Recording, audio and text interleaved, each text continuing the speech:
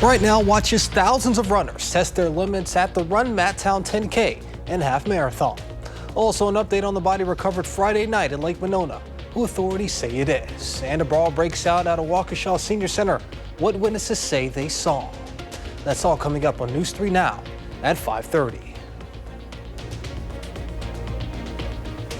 Good evening and thank you for joining us tonight. I'm Jalen Banks and thank you all for joining us during your Labor Day weekend.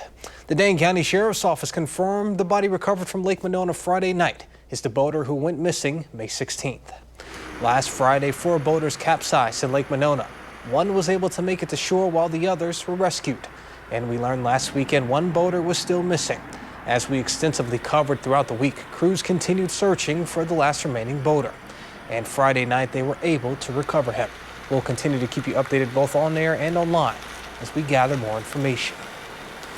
Fitchburg police arrested a man who they say drove drunk Saturday morning.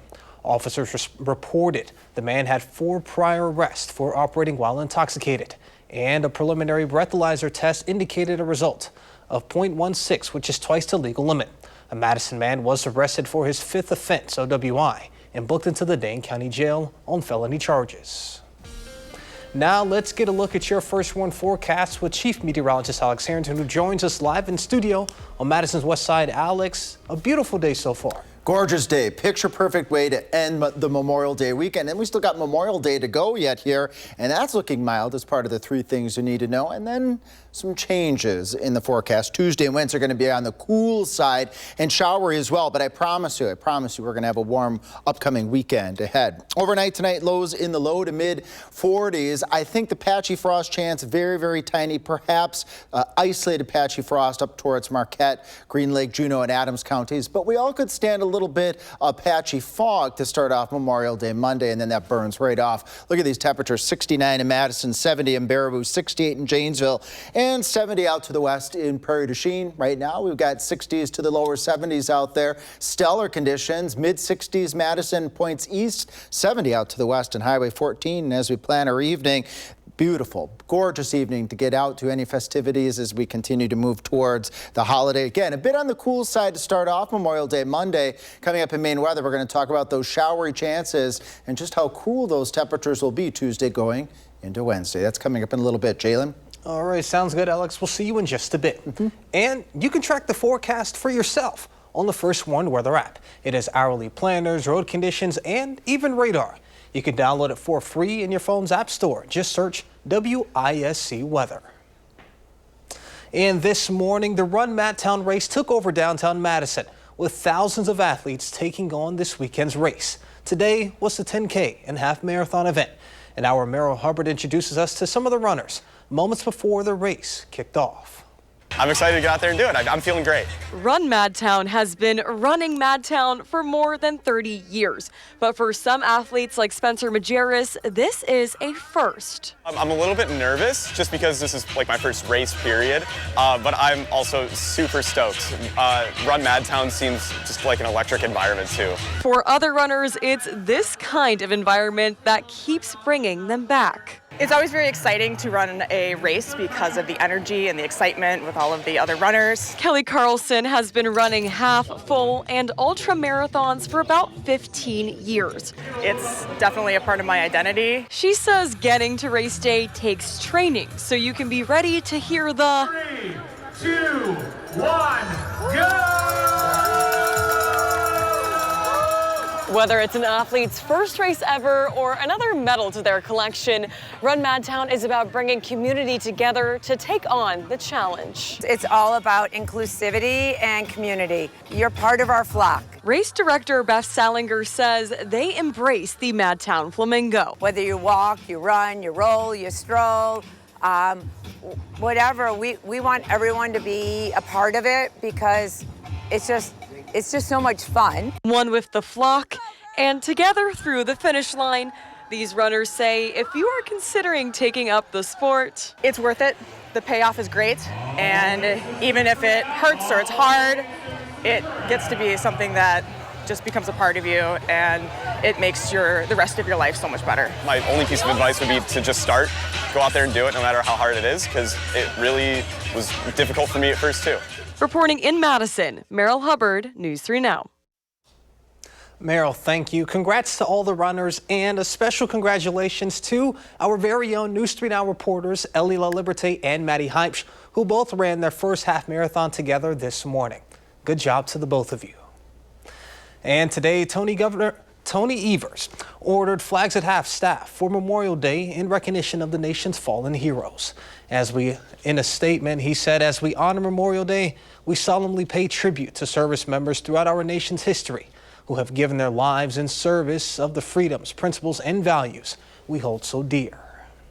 And this week on For the Record, our political reporter Will Keneally sat down with State Rep Brian Stile and on the newly passed reconciliation bill and how it will impact the Wisconsinites. They also chatted about this weekend, and Stile says it has been a very busy Memorial Day weekend.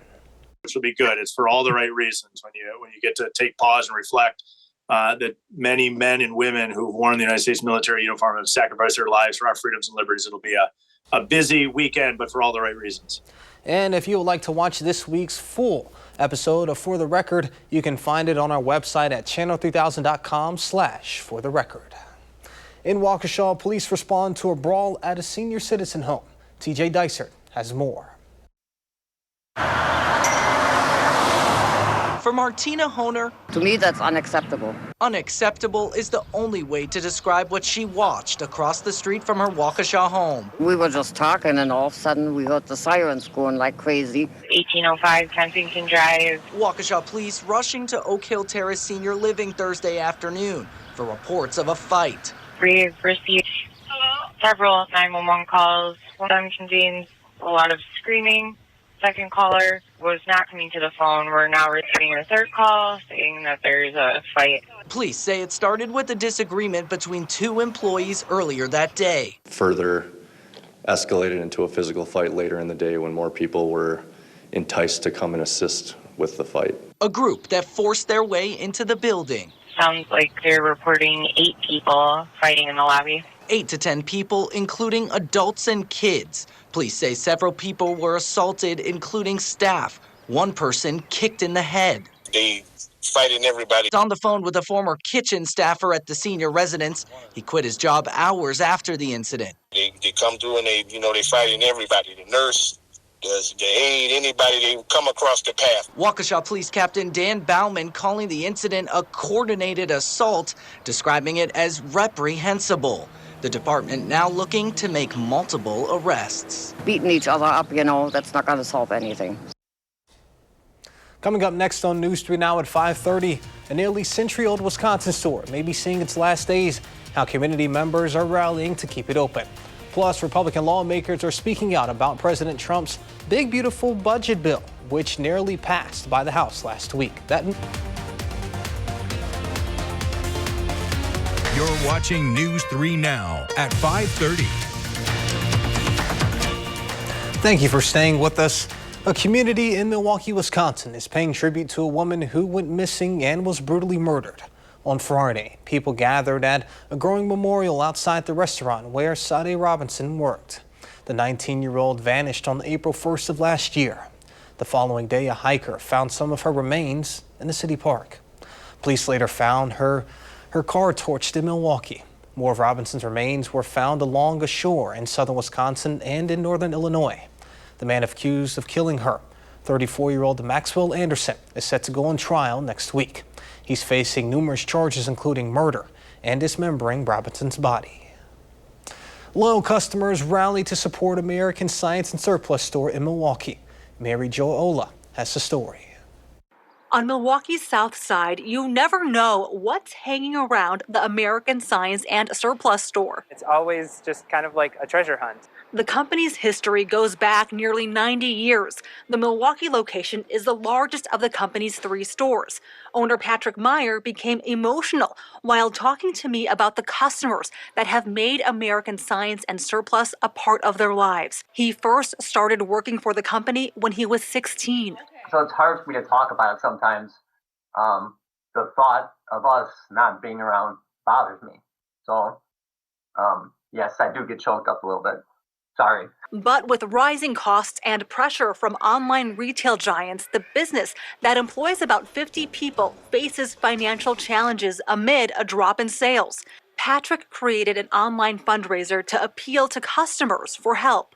The goal is to raise $125,000. The biggest thing for us is we really have to move into a different warehouse, a smaller warehouse. As sales have declined overall, the size of the warehouse we have here is too large for us. It takes too many people to operate it. From activity kits to tools, American Science and Surplus has been a destination of discovery for customers that staff lovingly refer to as Surpies. It's the kind of place where we find something we didn't know that we need. Lots of memories associated with things that we found here. Joshua Peak has come to the Milwaukee store for years. He made it a point to visit with his son after hearing about the fundraiser. This place is awesome, and it's like a rare treasure, so we want to make sure that they stay here any way that we can. Patrick is grateful for the immediate show of support. To be part of their lives is incredible. So I'll talk all day about it. I get teared up about it, but I'll talk all day about it. And says if the fundraiser doesn't reach its goal, he plans to continue pushing. The Justice Department unsealed charges Sunday against the U.S. citizen accused of plotting to throw Molotov cocktails at the U.S. Embassy in Israel. The man, Joseph Neumeier, was deported from Israel to the U.S. Sunday. The Department of Justice says Neumeier, who is also a German citizen, spit on an embassy guard last week. After he ran away, guards searched the backpack he left behind and found 3 Molotov cocktails. Neumeier was later arrested at his hotel. Authorities say the suspect made threats on social media to burn down the embassy and assassinate President Donald Trump. No word on how he is pleading. That was the narrative. Republican leaders are calling for an investigation into former President Biden's physical and mental health. House Oversight Chairman James Comer has requested interviews with Biden's physician and key aides. The letter sent to Biden's team come as Comer specifically plans to zero in on Biden's use of the auto pen. An auto pen is a device used for automatic signatures. The interview requests are throughout June. Comer had sought interviews with these aides during the last Congress, but was blocked by the Biden administration. This weekend, many members of Congress, including a number of Republican lawmakers, are speaking out against President Trump's big, beautiful budget bill, which the House narrowly passed last week. CBS News' Christian Benavidez has more. On this Memorial Day weekend, which doubles as a congressional recess, a number of Republican lawmakers are breaking rank with President Trump as they speak out against his budget bill. The bill was passed by the House by a razor-thin margin on Thursday. Now as it heads to the Senate, many Republicans, including Kentucky Senator Rand Paul, are questioning the bill's contents. I think the cuts currently in the bill are wimpy and anemic. The problem is the math doesn't add up. They're going to explode the debt. Wisconsin Republican Senator Ron Johnson says the cuts don't go far enough and that the bill will add to the nation's deficit. You're saying you have these independent analysts saying it's 3.3 to 4 trillion. I agree with that. We have to reduce the deficit, and so we need to focus on spending. So you don't defeat the deep state by funding it. Also critical of the bill, House Democrats who argue the legislation will hurt a large swath of the American population because of its cuts to food stamps and changes to Medicare. This is one big, ugly bill. House Speaker Mike Johnson defended the bill on Face the Nation. What this bill is going to do is be jet fuel to the U.S. economy. It's going to foster a pro-growth economy. The bill as it stands now includes funding for border security, deportations, and defense, along with spending cuts to entitlement programs. $267 billion will be cut from SNAP, the program that supports food stamps. Proposed changes to Medicaid include new work requirements set to take effect by the end of next year. The bill extends the 2017 tax cuts while also fulfilling a Trump campaign promise of no taxes on overtime or tips. Christian Benavides, CBS News. Some senators have suggested making changes to the legislation, but time is of the essence. GOP leaders have made it clear they'd like to get the bill to the president's desk by July 4th. There's more to come on News 3 now at 5:30. Alex returns with a complete look of your first one forecast live in studio after the break. Music, we've got some nice weather to continue as we go on into Memorial Day. All part of the three things you need to get out of the forecast. And that showery stuff moves in Tuesday going on to Wednesday.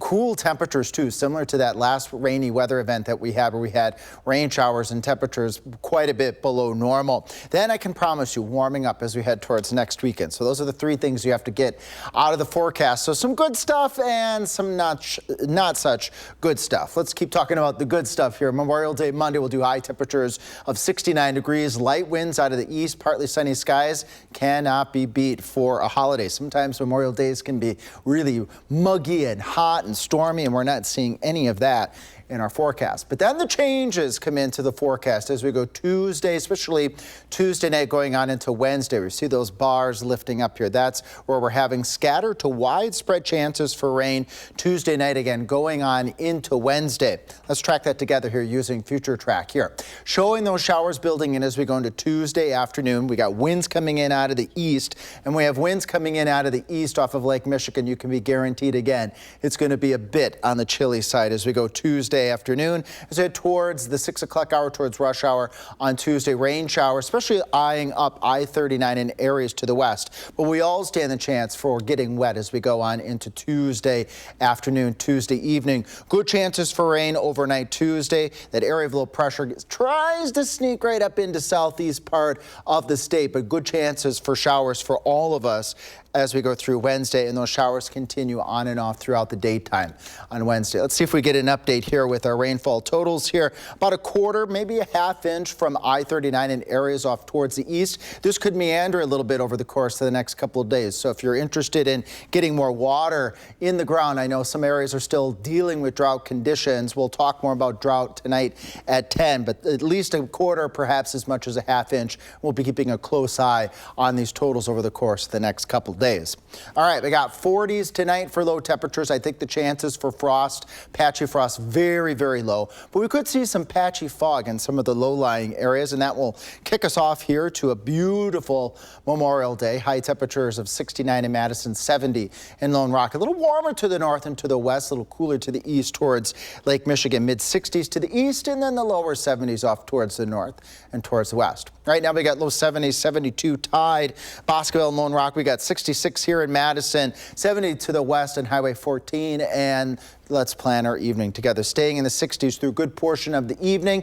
Clear skies overnight. Those temperatures again dipping down into the 40s. But once again, want to reassure if you did any planting of flowers or tender plants, I think they're going to be okay tonight. Then those shower chances Tuesday going on until Wednesday. Highs only around 60, and that could be optimistic as we could be looking at temperatures in the upper 50s. Let's take this whole 10-day full screen here as I make my way over here to chat with Jalen about some other pictures that we got from some of our viewers here warming up as we finally head out towards the weekend. Outside chance of a shower, thunderstorm Thursday, Friday going on into Saturday. Better chances as we go out into the following work week as our temperatures climb. At 10, we'll talk about our chances for seeing temperatures above normal as we go out into further into June, the water chances. And at 10, I've got some viewer photos that we'll look at too. Always love seeing those viewer photos. And speaking of viewers, I was out at Bratfest today. Yeah. Got to see fair share of our viewers, but man, it was an absolutely beautiful day. Gorgeous. Happy to know that for the most part, it'll continue into tomorrow. Yep, beautiful day tomorrow. If you have any plans tomorrow, some of the nicest Memorial Day conditions. It could be really hot and humid this time of year. Not this time. All right, well, sounds good. Thank you, Alex. Coming up in sports, the Brewers battle the Pirates in Pittsburgh, looking to get back in the win column. See if they could get it done next in sports.